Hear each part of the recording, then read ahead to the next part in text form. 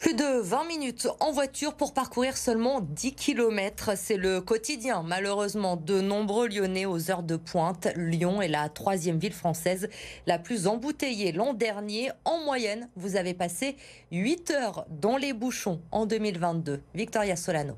Plus de 200 heures dans les bouchons, 83 à l'arrêt total. À Lyon, le niveau de congestion est quasiment le même qu'avant la période de Covid. Et pourtant, il y a moins de place pour les voitures en ville et plus d'espace pour les bus et les vélos. Des chiffres qui viennent conforter la politique des écologistes à la métropole.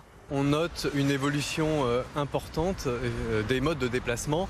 Il faut voir qu'on a moins 10% de trafic automobile, plus 50% de trafic cycliste et également plus 8% d'abonnés dans les transports en commun lyonnais. Ça nous encourage effectivement à continuer d'apporter ces solutions alternatives à la voiture individuelle pour que les habitants de la métropole s'en saisissent. Selon l'étude publiée par TomTom ce mercredi, il faut plus de 20 minutes en moyenne pour faire 10 km à Lyon. Un chiffre en baisse par rapport à 2021, mais pour les automobilistes, Lyon est toujours aussi embouteillé.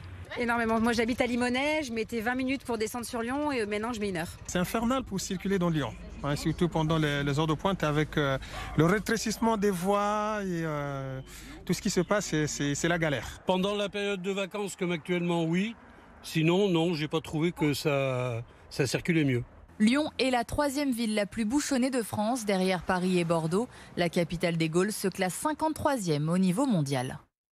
L'épisode de pollution aux particules fines, lui, se poursuit dans le bassin lyonnais. Il a débuté mercredi dernier. Conséquence, la préfète du Rhône maintient le niveau d'alerte 2 pour la journée de demain. Seuls les véhicules critères 0, 1 et 2 sont autorisés à circuler. On privilégie les transports en commun. Le ticket est toujours en place. 3 € pour voyager toute la journée sur le réseau TCL.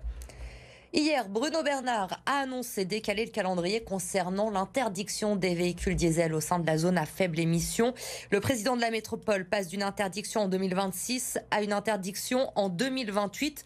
Sur ce plateau, hier soir, il expliquait que la mesure n'était pas réalisable dans les temps, en partie à cause du manque d'engagement de l'État sur le sujet. Ce matin, le ministre de la Transition écologique lui a répondu sur RMC. À Lyon, ils avaient dit... On va même prendre des critères 2, c'est-à-dire des voitures y compris récentes et parfois non diesel, et on les interdira à partir du 1er janvier 2026. Donc en gros, c'est leur faute, quoi. Ils ont voulu faire du zèle.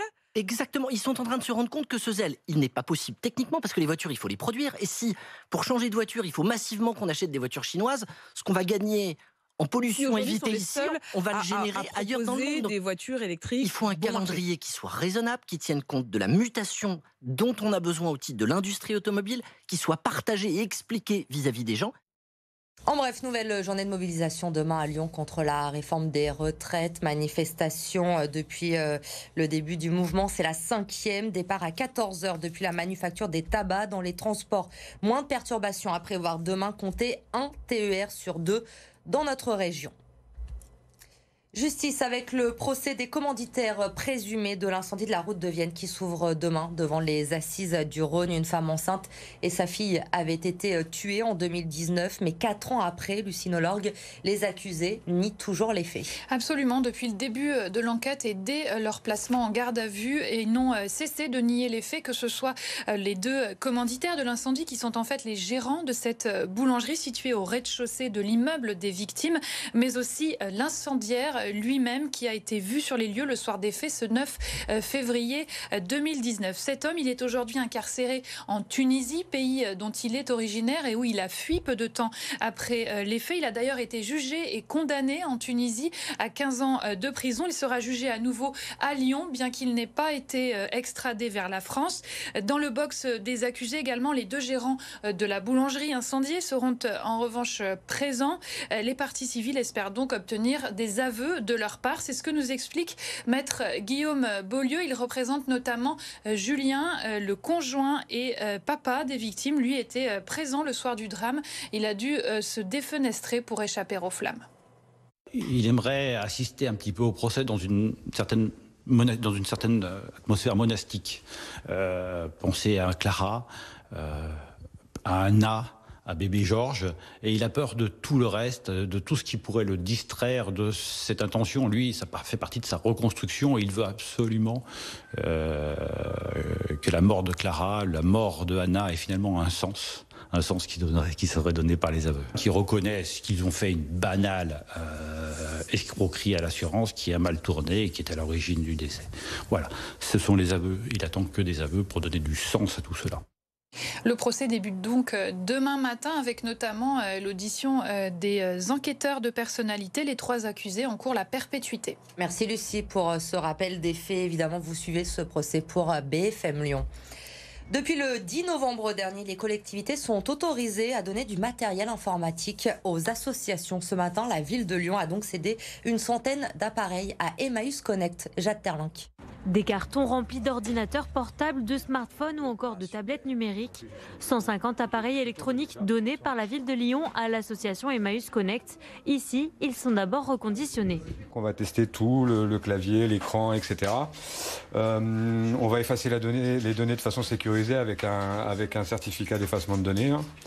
Et puis ensuite, on va réinstaller le système et à partir de là, il sera disponible. Ensuite, ils sont proposés à la vente à un prix réduit, entre 70 et 150 € pour un ordinateur, pour des publics précaires qui rencontrent des difficultés avec le numérique. Une personne sur 2 en France, et c'est le chiffre du baromètre du numérique, qui ne se sent pas à l'aise sur un des 3 freins à l'inclusion numérique, donc soit par manque de connexion, soit par manque d'équipement, soit par manque de compétences. Ça va de la personne senior qui ne sait pas utiliser WhatsApp et a besoin de savoir contacter ses petits-enfants. Ça peut être un jeune qui est très à l'aise sur TikTok, Instagram, Snapchat, mais qui ne sait absolument pas comment faire une démarche de demande de RSA du moment que ça touche aux outils du numérique. Donc. Objectif pour la ville de Lyon, allonger la durée de vie de son équipement informatique qu'elle renouvelle en masse chaque année. On a un parc qui représente environ 7000 ordinateurs. On peut se dire que c'est l'ordre de grandeur 1000 ordinateurs par an à acheter d'un côté et dont il faut se débarrasser de l'autre. L'association espère désormais que les entreprises et autres collectivités de la région se joindront au mouvement pour réduire leurs déchets numériques. Encore quelques jours pour profiter des vacances de février. Si vous êtes en manque d'inspiration en ce moment pour occuper vos enfants, nous vous proposons ce soir une sortie au théâtre des Clochards Célestes. C'est dans le 1er arrondissement. Yélis Kirazli. Qui a du vent plein la tête. Les yeux rivés sur la scène, ces enfants écoutent attentivement l'histoire de Samy, un écrivain qui doit apprendre à gérer ses émotions alors que sa maison lui joue des tours. Un récit qui a conquis les premiers intéressés. Super bien. Qu'est-ce qui t'a plu? Ça va être difficile parce que j'aimais tous les moments. Alors, la musique, quand d'un coup les confettis elles tombent. Pour les parents, c'est aussi un moyen d'occuper les plus petits pendant les vacances scolaires et les rapprocher de la culture. On a l'habitude de faire des spectacles enfants, on ne connaissait pas encore ce théâtre. Et voilà, ce qui nous a attirés, c'est qu'il y avait des instruments sur scène. Je trouve qu'il y a très peu de scènes pour jeunes publics de cette qualité à Lyon, c'est vrai, on a beaucoup de chance. Des scènes peu nombreuses car obtenir l'attention des enfants est un vrai défi. Pour la directrice de l'établissement, tout l'enjeu était d'adapter le contenu des spectacles. En fait, ça dépend de l'âge de l'enfant. Si l'enfant a entre 2 et 4 ans, le spectacle va durer 20 minutes parce qu'en fait, l'enfant ne pourra pas se concentrer au-delà. Et à partir de 5 ans, on peut aller jusqu'à 40-45 minutes. J'aime bien effectivement qu'il y ait des choses à voir, à entendre, même à sentir. En fait, que tous les sens soient convoqués pour le spectateur. La troupe Chahut-Bohu va continuer de se produire toute la semaine à raison de 2 fois par jour. Dès la rentrée, d'autres représentations seront données pour les groupes scolaires.